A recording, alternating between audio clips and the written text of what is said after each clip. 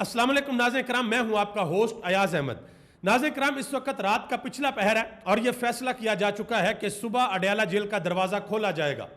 इमरान खान के साथ पाकिस्तान तहरीक इंसाफ का वफद मुलाकात करेगा। इमरान खान को आईनी तरमीम के बारे में बताया जाएगा कि मौलाना फजल रहमान के साथ किस मसवदे के ऊपर हम बातचीत कर रहे हैं, और इमरान खान अडयाला जेल के अंदर से फाइनल ऐलान करेंगे कि क्या आईनी तरमीम पास होगी या फिर नहीं होगी, यानी कि आखिरी हुक्म अडयाला के कैदी नंबर 804 का होगा। आज पूरी कोशिश की गई थी, सेनेट का इजलास बुला लिया गया था, बंदे भी आ गए थे कि आज आईनी तरमीम को पेश कर दिया जाए, लेकिन फिर मौलाना फजल रहमान की जमात का एक बंदा उठा और उसने उठकर सिर्फ एक बयान दिया पाकिस्तान के सेनेट के अंदर, और सब डर और खौफ के मारे दो दो कदम पीछे हट गए और उस इजलास को कल 11 बजे तक के लिए मुलतवी कर दिया गया है। इसके अलावा जनाब मोहतरम इज़्ज़त माब बिलावल भुट्टो ज़रदारी साहब, उन्होंने आज खिताब किया है और खिताब के अंदर उन्होंने बड़ी सीधी सीधी बातें की हैं, धमकियां लगाई हैं और यह कहा है कि मौलाना फजल रहमान के साथ एक आखिरी मुलाकात करूंगा। अगर मौलाना फजल रहमान ना माने और तहरीक इंसाफ को उन्होंने ना मनाया तो फिर हम वो करने के लिए जा रहे हैं जो हमने सोचा हुआ है। सलमान अकरम राजा ने बड़ी अहम बात की है और सुप्रीम कोर्ट ऑफ पाकिस्तान के 8 जजेस ने एक मरतबा फिर इलेक्शन कमीशन ऑफ पाकिस्तान के हाथ पांव बांधे हैं और कस कर बांधे हैं, और यह वाज़ेह तौर पर कहा है कि जो आपको कहा है उसके ऊपर अमल करो। कोई टीटो पार्टी नहीं चलेगी भाई, कोई आए बाएं शाएं चूंके चुनाचे, कोई बहाना नहीं। सुप्रीम कोर्ट ऑफ पाकिस्तान का हुक्म है कि तहरीक इंसाफ को उनकी मखसूस नशिस्तें दो तो वो उनको दी जाएं। इलेक्शन कमीशन ऑफ पाकिस्तान एक वारदात डालने के लिए जा रहा था, उस वारदात को रोकने के लिए सुप्रीम कोर्ट ऑफ पाकिस्तान के 8 जजेस ने यह वजाहत दी है। आगे बढ़ने से कबल आपसे गुजारिश करूंगा, वीडियो को लाइक कर दें, चैनल को सब्सक्राइब कर लें, और मेरे उन तमाम दोस्तों का बेहद शुक्रिया जिन्होंने हमारे यूट्यूब चैनल को सब्सक्राइब किया। तो सबसे पहले नंबर पे आपको बता दूं, इमरान खान के साथ मुलाकात होने के लिए जा रही है। वफद के अंदर कौन कौन से लोग शामिल होंगे, कौन कौन इमरान खान को मिलेगा? बैरिस्टर गौहर अली खान, सलमान अकरम राजा, साहबजादा हामिद रजा, असद कैसर और बैरिस्टर अली जफर, ये 5 लोग जाएंगे और इमरान खान के साथ जाकर मुलाकात करेंगे। बिलावल भुट्टो ज़रदारी ने अवामी इज्तिमा के साथ खिताब करते हुए यह दावा किया, उन्होंने कहा जी मैंने पाकिस्तान तहरीक इंसाफ के वफद की इमरान खान के साथ मुलाकात सेट करवा दी है, मैंने इंतजामात कर दिए हैं, अब ये जाएं और जाकर मुलाकात करें। अब सबसे बड़ा सवाल यहां पर यह पैदा होता है कि पिछले 16 दिनों से इमरान खान के साथ कोई नहीं मिला है, कोई वकील, कोई डॉक्टर, कोई इमरान खान के घर का बंदा यानी कि इमरान खान की बहनें, कोई भी इमरान खान को नहीं मिला। तो कल जब ये सारे इमरान खान के सामने जाएंगे तो इनको देखते साथ इमरान खान सबसे पहला सवाल क्या करेंगे? इमरान खान कहेंगे हाँ भाई,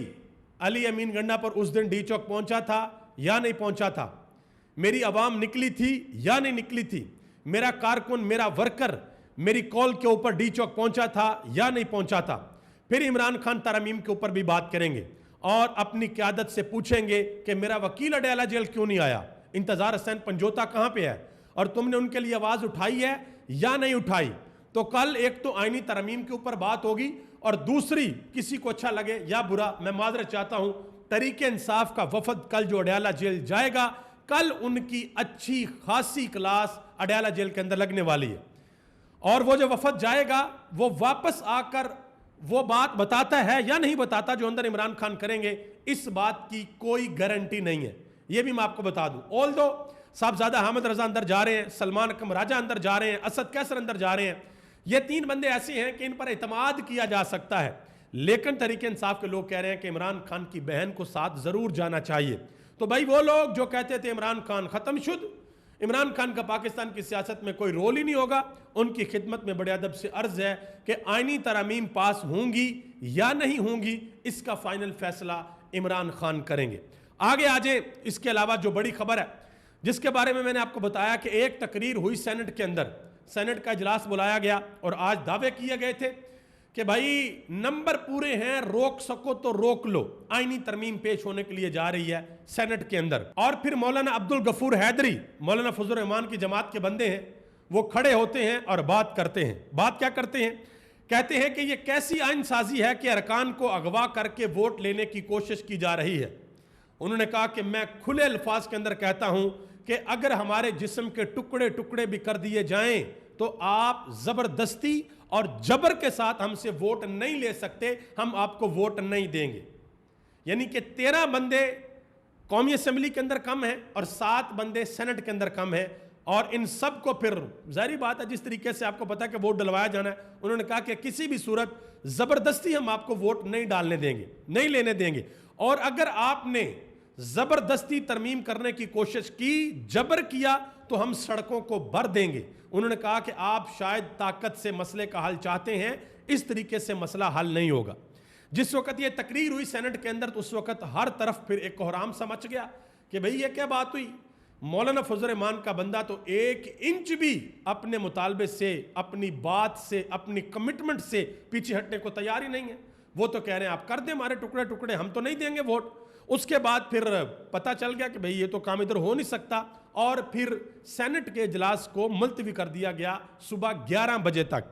اب آگے آجے ایک اور بہت بڑی واردات ڈلنے لگی تھی۔ الیکشن کمیشن آف پاکستان کے اندر سے خبریں آ رہی تھی کہ بھائی الیکشن کمیشن آف پاکستان کا اجلاس ہو سکتا ہے، اور الیکشن کمیشن آف پاکستان حکومت کو مخصوص نشستیں دے سکتا ہے، اور یہ کہہ سکتا ہے کہ ہم نے سپریم کورٹ آف پاکستان کا فیصلہ نہیں ماننا کیونکہ الیکشن ایکٹ کے اندر ترمیم کر دی گئی ہے۔ تو جیسے یہ خبریں باہر آئیں اس کے بعد 2 کام ہوتے ہیں، ایک حامد خان کا بیان آتا ہے اور دوسرا سپریم کورٹ آف پاکستان کے 8 ججز ایک حکم نامہ جاری کرتے ہیں۔ حامد خان نے کہا کہ الیکشن کمیشن آف پاکستان کے چیئرمین اور ممبران کو کہتے ہیں کہ اگر تم نے سپریم کورٹ آف پاکستان کے آرڈر کی حکم عدولی کی تو آپ کا قبر تک پیچھا کریں گے، توہین عدالت کی سزا دلوائیں گے، ہم تمہیں کبھی نہیں چھوڑیں گے، بھول جاؤ کہ تمہیں کوئی معاف کرے گا۔ یہ انہوں نے بات کی، اور اس کے اوپر الیکشن کمیشن آف پاکستان نے رسپونڈ بھی کیا۔ انہوں نے کہا جی الیکشن کمیشن اس قسم کی دھمکیوں اور ہتھ کنڈوں سے مرغوب نہیں ہوگا۔ یہ الیکشن کمیشن آف پاکستان نے ایک لمبا چوڑا جواب بھی دیا۔ پھر کیا ہوتا ہے، پھر سپریم کورٹ آف پاکستان کے 8 ججز، وہی 8 ججز جنہوں نے مخصوص نشستوں کے کیس میں فیصلہ دیا تھا کہ تحریک انصاف کی سیٹیں بنتی ہیں، انہوں نے کہا کہ الیکشن کمیشن آف پاکستان کو جو فیصلہ ہم نے سنایا ہے اسی کے اوپر من و ان عمل کرنا ہوگا، ادھر ادھر نہیں ہونے دیں گے۔ یعنی کہ ہاتھ پاؤں بالکل باندھ دیے ہیں اور یہ کہا کہ بھئی فیصلہ کرو، تحریک انصاف کو سیٹیں دو۔ تو اس کے بعد مسلم لیگ نون کے تمام راستے جو یہ سوچ سکتے تھے وہ سارے کے سارے بند ہو گئے۔ اور پھر بلاول بھٹو زرداری صاحب نے عوامی اجتماع سے خطاب کیا۔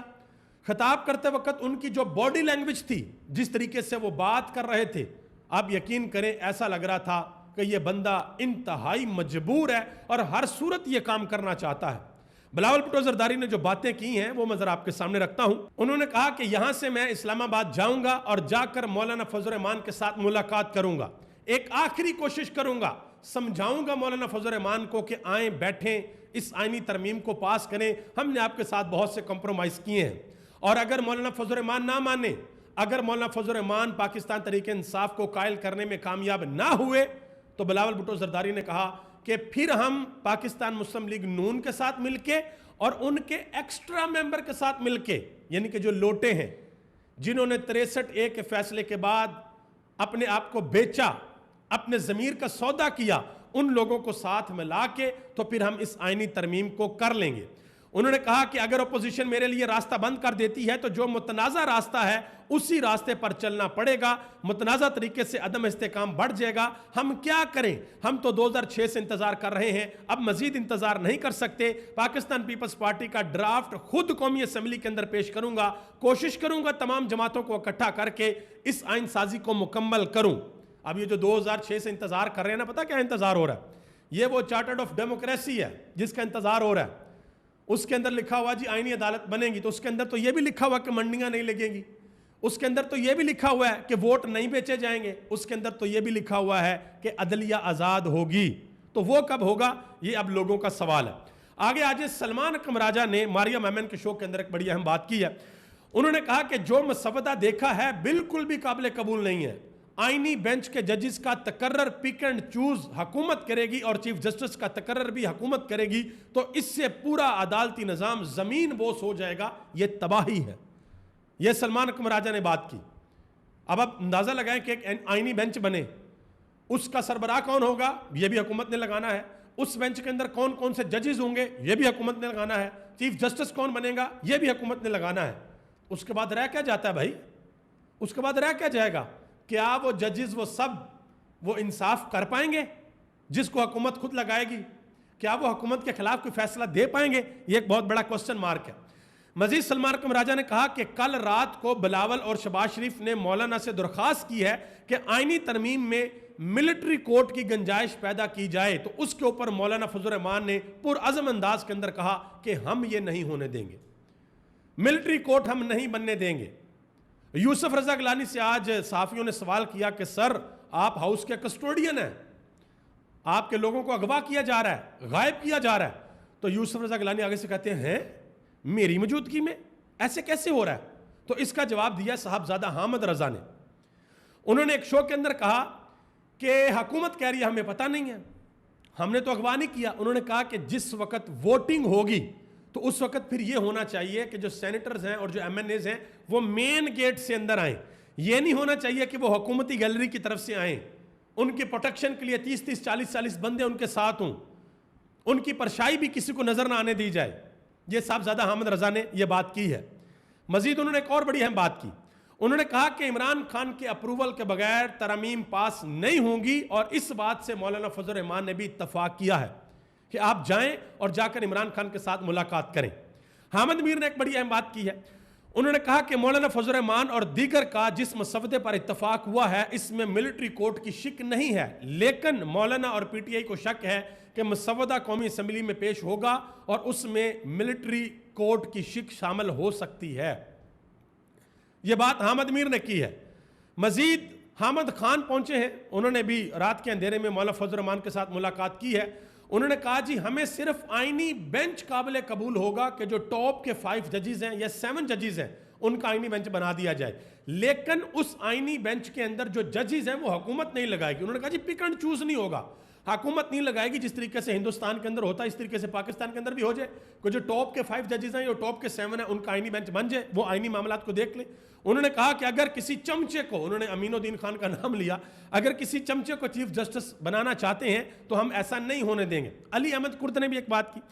انہوں نے کہا کہ منصور علی شاہ کوئی ہمارا ماما چاچا نہیں ہے اور نہ ہی ہمارا ان کے ساتھ کوئی تعلق ہے، لیکن اگر ان کو روکنے کی کوشش کی گئی تو ہم وکلا چپ کر نہیں بیٹھیں گے۔ منصور علی شاہ کی جگہ اگر کوئی اور چیف جسٹس آ گیا تو پھر اسٹیبلشمنٹ جو کہے گی ججز اس کے اوپر عمل کریں گے۔ اس کے علاوہ سپریم کورٹ کے سینئر رپورٹر ہیں ثاقب بشیر صاحب، انہوں نے ایک بڑی اہم بات کی ایک شو کے اندر، انہوں نے کہا کہ جسٹس منصور علی شاہ اگر ان کو یقین دہانیاں کروا دیتے تو 2 ہفتے پہلے ہی ان کا نوٹیفیکیشن جاری ہو چکا ہوتا۔ جسٹس منصور علی شاہ نے نہ تو کوئی ملاقات کی ہے اور نہ ہی انہوں نے کسی قسم کی کوئی یقین دہانی کروائی ہے۔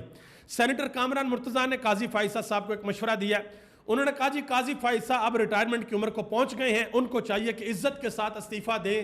گھر جائیں اور اپنے بیوی بچوں کے ساتھ اپنی بقیہ زندگی گزاریں۔ ناظرین کرام، کل کا دن پاکستان کی تاریخ میں انتہائی اہم دن ہوگا۔ ہو سکتا ہے آپ یہ میری ویڈیو صبح کے وقت سن رہے ہوں تو پھر یہ آج کا دن بنتا ہے، یہ انتہائی اہم دن ہوگا۔ دیکھنا یہ ہے کہ اڈیالہ سے کیا پیغام آتا ہے، آئینی ترمیم پاس کرنے کے لیے مہر لگائی جاتی ہے یا یہ کہا جاتا ہے کہ پہنچو ڈی چوک کے اندر اور احتجاج کرو۔